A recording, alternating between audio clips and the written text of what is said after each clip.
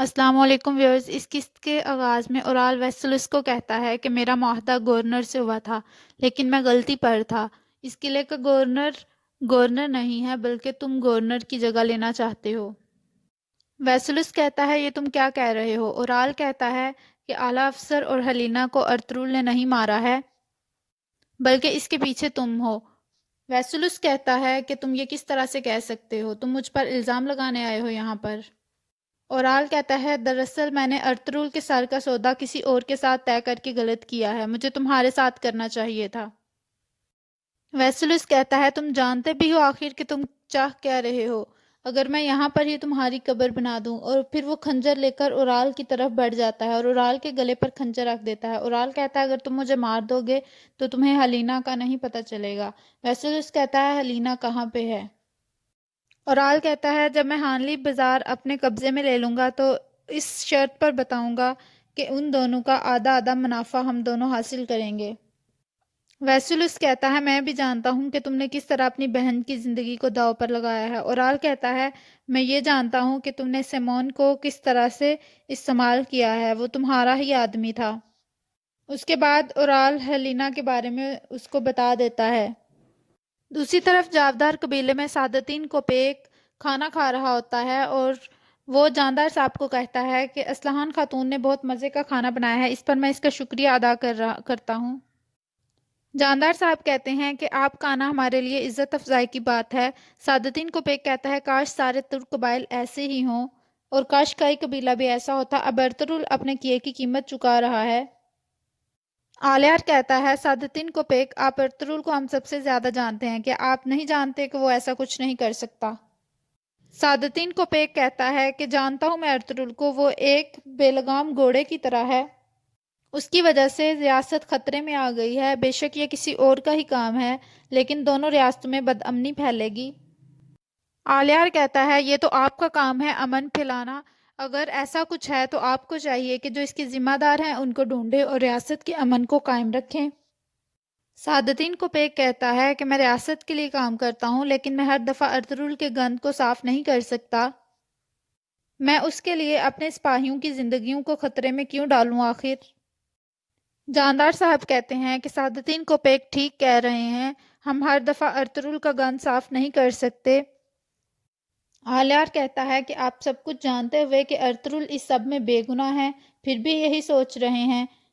سعادتین kopek کہتا ہے جی میں سب کچھ جانتے ہوئے یہی کہوں گا، مجھے باقی ترک قبائل کے مسائل کو بھی دیکھنا ہوتا ہے، صرف کئی قبیلہ ہی نہیں ہے جس کے مسائل کو میں حل کرتا رہوں۔ جاندار صاحب غصے سے آلیار کی طرف دیکھنا شروع ہوتے ہیں اور اسے چپ رہنے کا اشارہ کرتے ہیں۔ دوسری طرف ہانلی بازار میں آرتک صاحب سپاہیوں کو ان کے کام بتا رہے ہیں اور وہ دوہان کو کہتے ہیں تم ساتھ نہیں جاؤ گے، تم یہاں رک کر صورتحال کا جائزہ لو گے۔ اتنے میں حلیمہ سلطان سپاہیوں کے ساتھ ہانلی بازار آ جاتی ہیں اور وہ آرتک سے پوچھتی ہیں کہ کیا معاملہ ہے اب؟ آرتک صاحب کہتے ہیں تمام اقدامات کر لیے گئے ہیں، سپاہی دوہان یہاں پر ہی رکے گا تاکہ سرائے کو محفوظ رکھا جا سکے۔ حلیمہ کہتی ہیں گورنر کی بیٹی اب کیسی ہے؟ آرتک صاحب کہتے ہیں وہ ٹھیک ہے اور اسے تمام منصوبے کا ہم نے بتا دیا ہے۔ حلیمہ کہتی ہے کہ وہ اپنے بابا سے ملے گی اور اس کی وجہ سے ہمارے سردار واپس آ جائیں گے انشاءاللہ۔ تمام سپاہی کہتے ہیں انشاءاللہ۔ حلیمہ کہتی ہے اللہ تعالیٰ آپ کا مددگار ہو، اب میں جاتی ہوں۔ اور پھر جہاں پہ حلیمہ جس کمرے میں موجود ہوتی ہے، حلیمہ کپڑے لے کر اس کمرے میں چلی جاتی ہے۔ وہ بتاتی ہیں کہ میں حلیمہ سلطان ہوں۔ حلیمہ کہتی ہے کہ مجھے آرتک صاحب نے آپ کا بتایا تھا۔ حلیمہ سلطان پوچھتی ہیں کہ کیا آپ ٹھیک ہیں، آپ کو کسی بھی چیز کی ضرورت ہے؟ حلیمہ کہتی ہے نہیں۔ حلیمہ کہتی ہے ہم آپ کی تکلیف کی وجہ سے پریشان ہیں۔ حلیمہ کہتی ہے مجھے آپ کے شوہر کا بہت دکھ ہے، بہت جلدی آپ دونوں مل جائیں گے۔ حلیمہ کہتی ہے کہ ارطغرل اس کے بعد بھی سکون سے نہیں بیٹھیں گے، وہ اس بدامنی پھیلانے والوں کو ڈھونڈیں گے۔ ہم پر بہت زیادہ آفات آئی ہیں اور یہ انہی میں سے کوئی پریشانی اور مصیبت ہے۔ آپ پریشان نہ ہوں، یہ آپ کو بخیر و عافیت آپ کے بابا کے پاس پہنچائیں گے۔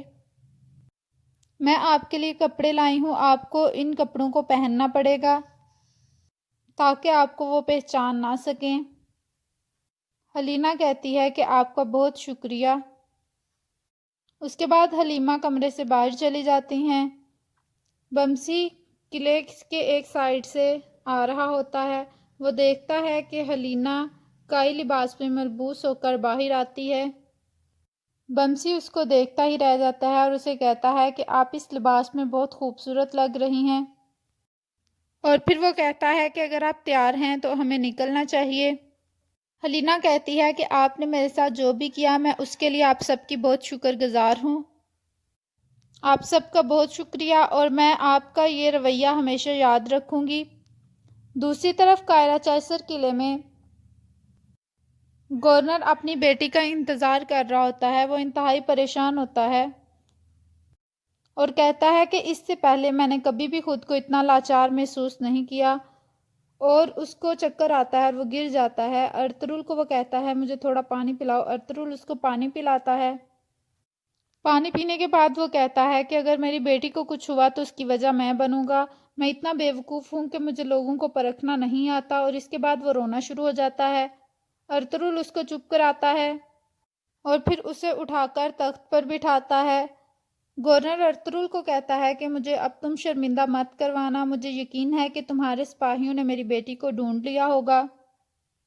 دوسری طرف ویسولس اپنے کمرے میں بیٹھا ہوتا ہے۔ پیٹروس وہاں آتا ہے اور وہ کہتا ہے ہم تیار ہیں، ہم لڑکی کو قلعے تک پہنچنے نہیں دیں گے۔ ویسولس کہتا ہے جیسے ہی گورنر کا دیا ہوا ٹائم پورا ہوگا گھنٹی بجے گی اور میں ارطغرل کو قتل کر دوں گا اور یہاں سے جنگ کا آغاز ہوگا۔ پیٹروس ویسولس کا ہاتھ چومتا ہے اور ویسولس اس کو کہتا ہے کہ خداوند تمہاری حفاظت کرے اور تم کامیاب ہو کر لوٹو۔ دوسری طرف ارطغرل کے سپاہی حلیمہ کو گورنر کے پاس لانے کے لیے راستے میں موجود ہوتے ہیں۔ وہ ایک گدھا گاڑی کا انتخاب کرتے ہیں اور وہاں پہ انہوں نے حلیمہ کو چھپایا ہوتا ہے۔ آلیار ایک جگہ چھپ کر یہ سب کچھ دیکھ رہا ہوتا ہے۔ اتنے میں ان پر حملہ ہو جاتا ہے۔ حلیمہ یہ سب کچھ دیکھ کر ڈر جاتی ہے۔ آلیار اپنا منہ چھپا لیتا ہے۔ پیٹروس کے آدمی بھی نقاب میں آئے ہوتے ہیں اور انہوں نے کائی لباس پہنا ہوتا ہے۔ اتنے میں ایک آدمی حلیمہ پر حملہ کر دیتا ہے۔ وہ بھی تلوار مارنے ہی والا ہوتا ہے کہ آلیار ایک تیر چلاتا ہے اور اس کے لگتا ہے اور وہ آدمی گر جاتا ہے اور حلیمہ بچ جاتی ہے۔ بمسی کہتا ہے کہ شکر ہے اللہ کا۔ وہ ادھر ادھر دیکھتے ہیں کہ کون ہے جس نے یہ تیر چلایا ہے، لیکن ان کو نہیں پتہ چلتا۔ حلیمہ بہت پریشان ہو جاتی ہے۔ بمسی حلیمہ سے پوچھتا ہے تم ٹھیک ہو؟ حلیمہ کہتی ہے ٹھیک ہے۔ تمام سپاہی یہ دیکھ کر خوش ہو جاتے ہیں کہ حلیمہ بچ گئی ہے۔ بمسی اس کے بعد حلیمہ کو اٹھا کر گدھا گاڑی سے اتارتا ہے۔ حلیمہ پوچھتی ہے کہ یہ تیر کہاں سے آیا ہے؟ بمسی کہتا ہے کہ ہم دیکھتے ہیں کہ یہ کہاں سے آیا ہے۔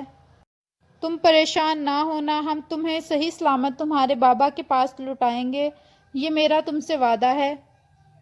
حلیمہ کہتی ہے کہ میں یہ سب کچھ کبھی نہیں بھولوں گی۔